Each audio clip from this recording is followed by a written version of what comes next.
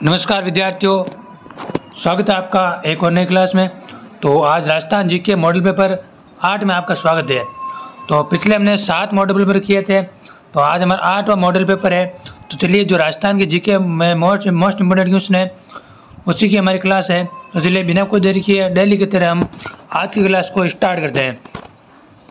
तो question number 1 8 number model paper में आपके सामने दिया हुआ है कि जावालीपुर, शाकंभरी, श्रीमाल जैसे प्राचीन नगरों का उल्लेख किस शिला के लेख में मिलता है।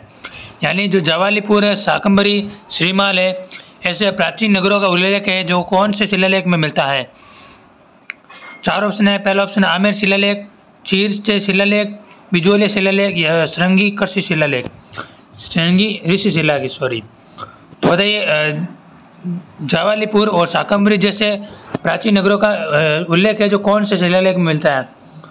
तो इसका राइट आंसर हो जाएगा, वह मिलता है प्यारे विद्यार्थियों बिजोलिया शिलालेख। इसमें तीसरा ऑप्शन राइट आंसर हो जाएगा, बिजोलिया शिलालेख में मिलता है।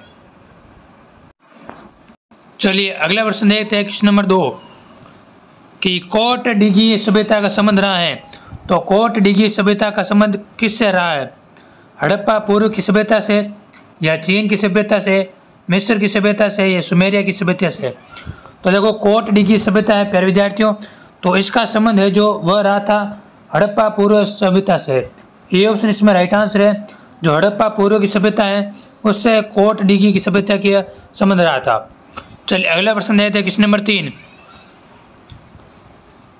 चंदेल राज्य में कौन सा क्षेत्र सम्मिलित नहीं था?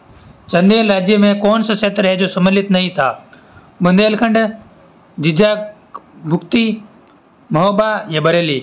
तो बताना है कि चंदेल राज्य में कौन सा क्षेत्र है जो सम्मिलित नहीं था। तो इसका राइट आंसर है वह था प्यारे विद्यार्थियों बरेली। ठीक है, जो चंदेल राज्य में बरेली क्षेत्र है जो सम्मिलित नहीं था। तो इसमें चौथा हमारा गलत आंसर हो जाएगा। अगला प्रश्न देखिए, क्वेश्चन नंबर 4 कि सावग्र परिक्रमण सूत्र चूर्णी, यानी आवक प्रतिक्रमण सूत्र चूर्णी ग्रंथ है, यह किसके राज्यकाल के समय चित्रित हुआ था? यानी यह ग्रंथ का नाम था कि आवक प्रतिक्रमण सूत्र चूर्णी। तो यह ग्रंथ किसके राज्यकाल के समय चित्रित हुआ था? मोगल के समय, तेज सिंह के समय, कुंभा के समय या जय सिंह के समय। तो बताना है कि यह ग्रंथ है जो किसके राजकाल के समय चित्रित हुआ था। तो देखो, यह ग्रंथ है जो प्यारे विद्यार्थियों तेज सिंह के समय चित्रित हुआ था। ठीक है, तो इसमें दूसरा ऑप्शन राइट आंसर है।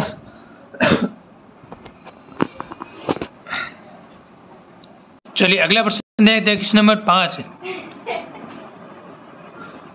जाख बाबा की विशालकाय मूर्ति कहाँ से प्राप्त हुई थी? यानी जाख बाबा की विशालकाय मूर्ति है जो कहाँ से प्राप्त हुई थी? नौहा से, मथुरा से, रंगमहल से या नांद से। तो बताना है कि जाख बाबा की विशालकाय मूर्ति कहाँ से प्राप्त हुई थी। तो देखो, जाख बाबा की विशालकाय मूर्ति है जो नौहा से प्राप्त हुई थी। ठीक है, ये ऑप्शन इसमें राइट आंसर है, नौहा से प्राप्त हुई थी जाख बाबा की विशालकाय मूर्ति। चलिए अगला प्रश्न देखते हैं, क्वेश्चन नंबर 6 तोप डालने का कारखाना राजस्थान के किस दुर्ग में था? बताना है कि तोप डालने का कारखाना है जो राजस्थान के कौन से दुर्ग में था? जयगढ़ में, नाहरगढ़ में, लोहागढ़ में या जूनागढ़ में। तो देखो, तोप डालने का कारखाना है जो प्यारे विद्यार्थियों ये जयगढ़ में था। ठीक है, याद रखना आपको कि तोप डालने का कारखाना जयगढ़ में था। ये ऑप्शन इसमें राइट आंसर हो जाएगा। चलिए अगला प्रश्न देखते हैं, क्वेश्चन नंबर 7 है आचित्य भेदा भेदवाद। आचित्य भेदा भेदवाद का संबंध है जो किस संप्रदाय से है?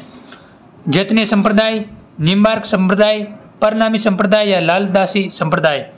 तो देखो, आचित्य भेदा भेदवाद का संबंध है जो प्यारे विद्यार्थियों ये है जैतनीय संप्रदाय से। ये ऑप्शन इसमें राइट आंसर हो जाएगा, जैतनीय संप्रदाय से। चलिए अगला प्रश्न देखते हैं, क्वेश्चन नंबर 8 नातू मुराद रामलाल अलीराजा। नातू मुराद रामलाल अलीराजा चित्रकारों का संबंध है जो किस चित्रकला शैली से है? ये सभी चित्रकारों के नाम है नातू मुराद रामलाल अलीराजा। तो इन्हें सभी चित्रकारों का संबंध है जो कौन सी चित्र शैली से है? बीकानेर चित्र शैली, कोटा चित्र शैली, किशनगढ़ चित्र शैली या बूंदी चित्र शैली। तो देखो, इन सभी चित्रकारों का संबंध है जो प्यारे विद्यार्थी ये हैं बीकानेर चित्र शैली। ये ऑप्शन इसमें राइट आंसर है, इनका संबंध सभी बीकानेर चित्र शैली से है। चलिए अगला प्रश्न है कि क्वेश्चन नंबर 9 है, कौन सा कूट है जो सम्मिलित नहीं है? इधर लेखक है और इधर रचना है। तो हरिभद्र सूरी की द्युताख्यान, उद्योतन सूरी की है कुवलमाला, और जिनेश्वर सूरी की माधवानल कामकंदनला, और पद्म नाम की है कानड़देव प्रबंध। तो इसमें कौन सा है जो सम्मिलित नहीं है? तो इसमें प्यारे विद्यार्थियों वह कौन सा सम्मिलित नहीं है? तो इसका राइट आंसर बताइए जल्दी।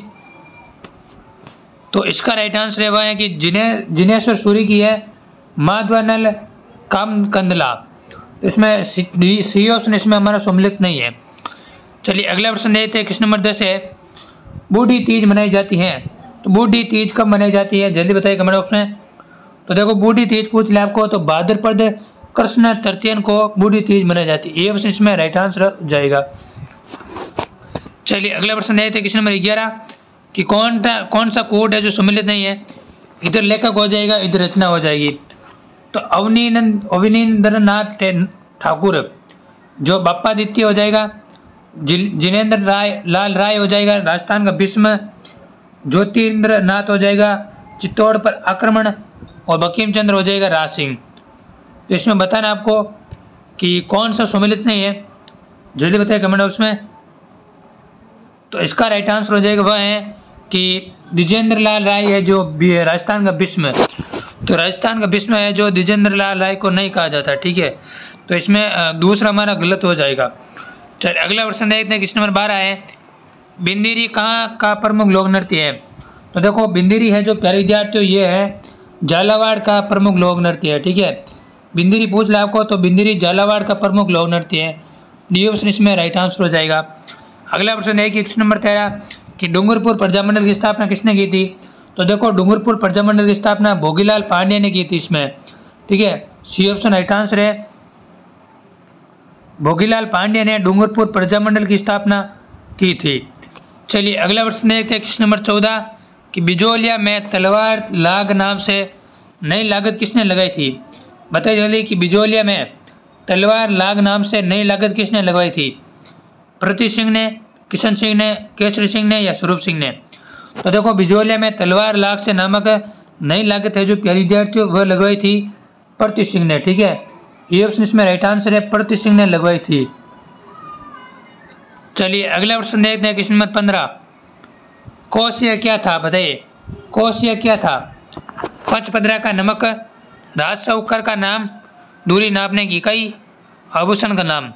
तो बताना है कि कोसिया क्या था। तो कोसिया पूछ ले आपको, तो कोसिया प्यारे विद्यार्थियों एक तरह का पंचपदरा का नमक था, ठीक है। कोसिया एक पंचपदरा का नमक था। अगला प्रश्न देखिए कि पूर्व राजस्थान का उद्घाटन किसने किया था? तो देखो सर्वप्रथम की पूर्व राजस्थान का उद्घाटन है जो 25 मार्च 1948 को हुआ था, ठीक है। तो पूर्व राजस्थान का उद्घाटन प्यारे विद्यार्थियों वह किया था आपके NV गाडगिल ने। ये ऑप्शन इसमें राइट आंसर है, NV गाडगिल ने पूर्व राजस्थान का उद्घाटन किया था। चलिए अगला प्रश्न देखिए कि उदयपुर में महिला मंडल की स्थापना किसने की थी? तो देखो उदयपुर में महिला मंडल की स्थापना प्यारे विद्यार्थियों वह की थी दयाशंकर श्रोत्रिय ने। ये ऑप्शन इसमें राइट आंसर हो जाएगा, दयाशंकर श्रोत्रिय ने उदयपुर में महिला मंडल की स्थापना की थी। चलिए अगला प्रश्न देखते हैं, क्वेश्चन नंबर 18 कौन सा तत्ववाद्य यंत्र नहीं है? कौन सा है जो तत्ववाद्य यंत्र नहीं है? पहला जंतर, बापंग, दुकाका, नागफनी। तो कौन सा तत्ववाद्य यंत्र नहीं है? तो इसका राइट आंसर हो जाएगा वह है प्यारे विद्यार्थियों नागफनी। नागफनी है जो तत्ववाद्य यंत्र नहीं है, ठीक है। तो इसमें डी ऑप्शन इसमें राइट आंसर हो जाएगा। चलिए अगला प्रश्न है कि क्वेश्चन नंबर 19 है कि राजस्थान में मामा भांजा का मंदिर कहाँ पर स्थित है? तो देखो राजस्थान में मामा भांजा का मंदिर, तो देखो राजस्थान में मामा भांजा का मंदिर पूल है आपको, तो वो है प्यारे विद्यार्थियों डूंगरपुर में, ठीक है। डूंगरपुर में राजस्थान में मामा भांजा का मंदिर है।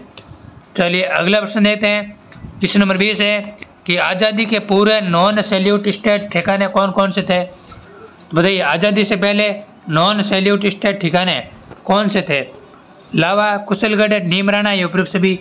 तो वह थे प्यारे विद्यार्थियों ये सभी जो आज़ादी से पहले पूरा नॉन सैल्यूट स्टेट ठिकाने थे, लावा, कुशलगढ़, नीमराना, कुल मिलाकर ये तीनों थे, ठीक है। चलिए अगला प्रश्न देखते हैं, क्वेश्चन नंबर 21 है क्षेत्रफल के अवरोही क्रम में राजस्थान के जिलों का सही क्रम पहचानिए। यानी जो क्षेत्रफल है उसके अवरोही क्रम में राजस्थान के 6 जिलों को पहचाना है। तो इसमें देखो सर्वप्रथम कोटा आ जाएगा, फिर बाद में आ जाएगी सिरोही, फिर भरतपुर हो जाएगा, फिर बांसवाड़ा हो जाएगा। ठीक है, तो इसमें ए ऑप्शन इसमें राइट आंसर हो जाएगा। चलिए अगला प्रश्न है कि क्वेश्चन नंबर 22 है, असंगत को छांटना है आपको, यानी गलत युग्म में कौन सा हो जाएगा। इधर पर्वत चोटी है और इधर जिला है, तो बिलाली हो जाएगा अलवर, बाबई हो जाएगा जयपुर, कुंभलगढ़ हो जाएगा राजसमंद और भोजासर हो जाएगा, भोजागढ़ हो जाएगा सीकर। तो इसमें गलत युग्म में कौन सा है, तो इसमें प्यारे विद्यार्थियों गलत युग्म है कि भोजागढ़ हो जाएगा सीकर। तो चौथा हमारा गलत युग्म हो जाएगा। अगला प्रश्न है कि क्वेश्चन नंबर 23 है, राजस्थान में सर्वाधिक क्षेत्रीय विस्तार वाला भौतिक प्रदेश कौन सा है।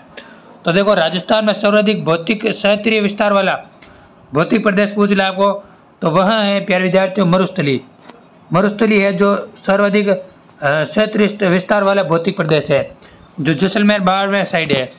चलिए अगला प्रश्न देते हैं, लूणी नदी का जल उद्गम से लेकर किस स्थान तक मीठा रहता है, फिर बाद में उसके बाद खारा हो जाता है।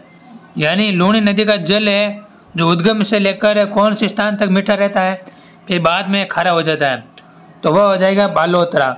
याद रखना है बालोतरा है, तो बालोतरा से पहले लूणी नदी का पानी मीठा होता है और बालोतरा के बाद में लूणी नदी का पानी खारा हो जाता है। ठीक है, आज का हमारा फाइनल क्वेश्चन है कि चमल नदी का उद्गम कहाँ से है, तो इसका आंसर आपको कमेंट बॉक्स में बताना है कि चमल नदी का उद्गम कहाँ पर है। चलिए तो इसका आंसर आपको कमेंट बॉक्स में बताना है। तो आशा करता हूँ क्लास आपको अच्छी लगी होगी, अच्छी लगे तो वीडियो को लाइक कीजिए। मिलता है आपको एक ऐसे ही नए टॉपिक के साथ, तब तक के लिए जय हिंद जय भारत।